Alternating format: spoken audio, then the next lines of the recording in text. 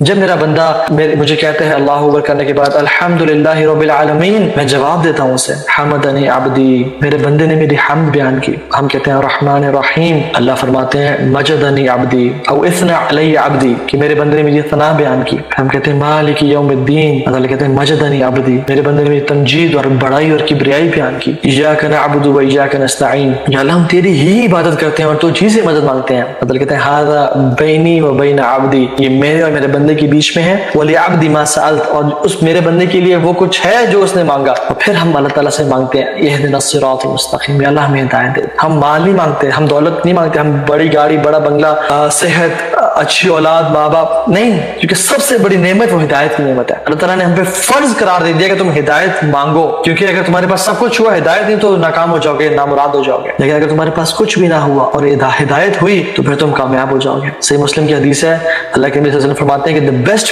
of prayers after the prescribed prayers، جو کہ فرض نمازوں کے بعد جو سب سے بہتر نماز ہے تہجد کی نماز ہے، جو کہ رات کے اندھیروں میں پڑھی جاتی ہے۔ سبحان اللہ۔ اور جو سب سے بہتر مہینے رمضان کے مہینے کے بعد محرم کے مہینے ہیں، جو کہ اللہ تعالیٰ کا مہینہ ہے، شہر اللہ، یہ اللہ رب العالمین کا مہینہ ہے۔ اور اللہ کے نبی صلی اللہ علیہ وسلم فرمایا کہ be vigilant in standing up in the night prayers، be very vigilant in standing up، اپنے آپ کو نا ایک ڈسپلن رکھو اور لازمی تہجد کی نماز کے لیے کھڑا کیا کرو۔ کیوں؟ اور it was the practice of the pious before you، نیک صالحین کا یہ رویہ تھا، یہ ان کی عادت تھی کہ وہ نماز پڑھا کرتے تھے۔ and it is a means of gaining proximity to Allah with Allah سبحانہ وتعالی، اللہ تعالیٰ سے کلوزنس اور تعلق بنانے کا یہ بہت بڑا طریقہ ہے، اور گناہوں کو مٹانے کا بہت بڑا ذریعہ ہے، اور سنس سے بیریئر کا بہت بڑا ذریعہ ہے، کہ یہ گناہوں سے انسان کو روک لیتا ہے۔ سورہ ملک میں آتا ہے، اللہ تعالیٰ فرماتے ہیں کہ جو شخص قیام اللیل کرتا ہے نا، ان ناشئۃ اللیل ہی اشد وطئا واقوم قیلا، بے شک رات کا اٹھنا قیام اللیل کے لیے نفس کو کچلنے کے لیے بہت مضبوط ہے، وہ اقوام قیلا، اور بات کرنے میں بہت بہترین ہے۔ جو شخص چاہتا ہے کہ اپنی خواہشات، ٹیمپٹیشنز، ڈیزائرز کو کنٹرول کر لے، کسی کو پورن ایڈکشن ہے، کسی کو کوئی حرام ریلیشن شپ میں اسے نکلنا چاہتا ہے، کوئی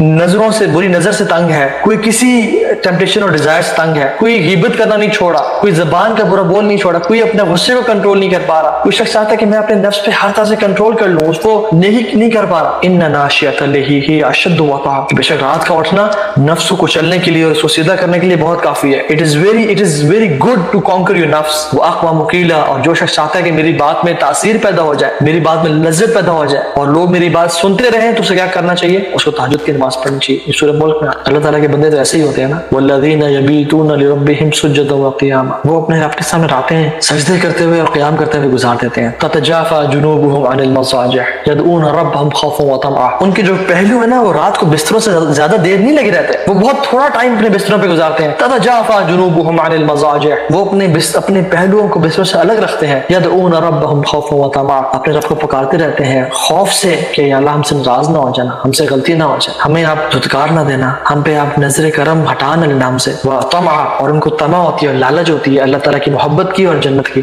یہ اللہ تعالیٰ کی جو نیک بندوں کی کوالٹی ہے۔ اور جو شخص چاہتا ہے وہ اپنے ایمان کو بلڈ اپ کرے اور اپنے ایمان کو مضبوط کرے، اکثر ینگسٹرز ماشاءاللہ اچھے کوسچنز پوچھ رہے ہوتے ہیں، they have this good intention to be better Muslims، ہم کیا کریں، ہمارا ایمان مضبوط نہیں ہو رہا۔ اللہ تعالیٰ کے لیے جب خواہشات کو قربان کریں گے نا تو پھر جو ایمان کی لذت محسوس ہوگی وہ اللہ ہی جانتا ہے۔ جو اللہ تعالیٰ کے لیے رات کو اٹھ کے اپنے کمبل کو اٹھانا اور وضو کر کے اکیلے کھڑے ہونے میں جو لذت ہے نا، اہل اللیل فی لیلہم الذ من اہل اللہو فی لہوہم، رات کو اٹھ کے عبادت کرنے والوں کی جو لذت اور نشہ ہے وہ کہیں زیادہ ہے اس مزے اور اس نشے سے جو کہ گناہ کرنے والے کو رات کو گناہ کرنے میں ملتا ہے۔ تو ٹرائی تو کریں، ڈیڈیکیشن تو شو کریں اللہ تعالیٰ کے لیے، کوشش تو کریں، پھر دیکھیں اللہ تعالیٰ کیسے دین کی لذت دیتے ہیں اور چکھاتے ہیں۔ اور رات کو ابن قیم الجوزی رحمۃ فرماتے ہیں کہ nothing improves your ایمان اور builds up your ایمان more than doing good deeds in private and leaving of sins، اور جو اکیلے کی اور چھپ کے جو نیکی ہے نا، یہ واقعتاً اللہ تعالیٰ کے ساتھ ایک عجیب تعلق بنا دیتی ہیں اور مزہ دے دیتی ہیں۔ یہ رمضان کا مہینہ ہے جو کہ ہمیں اپرچونٹی دیتا ہے کہ ہم ان چیزوں کو پریکٹس کر سکیں، جبکہ ہم اکثر راتوں کو جاگ بھی رہے ہوتے ہیں اور ہم نے سحری کے لیے اٹھنا ہوتا ہے، اور ایک عجیب اسٹرینتھ اور موٹیویشن ہم لوگ اپنے اندر فیل کر رہے ہوتے ہیں۔ This is the time we have to make it. اگر ہم رمضان میں نہیں کر پا رہے that means there is a big problem. کتنے اسلاف کا کال ہے اور کتنے صحابہ کا کال ہے،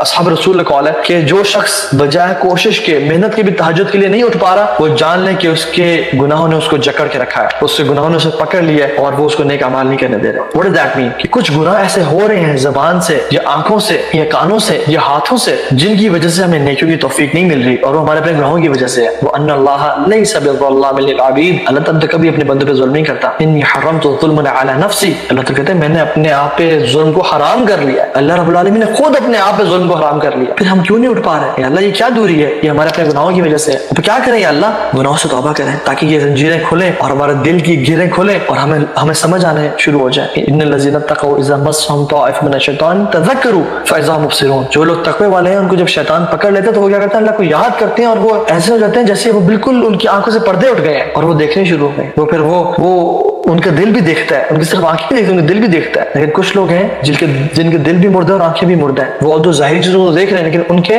क़ुलूब ला यफ़क़हून बिहा, उनके दिल ऐसे हैं कि जिनको समझ नहीं आती, जो कि अंडरस्टैंड नहीं करते। और जो अकेले में और जो तन्हाई की इबादत है ना, रिया से इंशाल्लाह पाक होती है। बहुत चांसेस है कि वो रिया से पाक होगी और अल्लाह सुब्हानहू व तआला के लिए खालिसतन होगी। और जब इंसान अल्लाह के लिए खालिसतन कोई अमल करता है अल्लाह ताला को वो बहुत महबूब है, क्योंकि उसमें सिंसियरिटी होती है, उसमें सिंसियरिटी होती है। जिस अमल में चाहे छोटा अमल है उसमें सिंसियरिटी डाल दी जाए वो बहुत बड़ा अमल बन जाता है। और बहुत बड़ा अमल जिसमें मिलावट हो और लोगों की रजा शामिल हो वो बिल्कुल जीरो बन जाता है। वो जो औरत काम के साथ देते हैं ना, जो कि एक फाहिशा औरत थी और जिसने एक भूखे कुत्ते को पानी पिलाया, वो इतनी छोटी सी हदीस नहीं है बल्कि उसमें डिटेल्स है।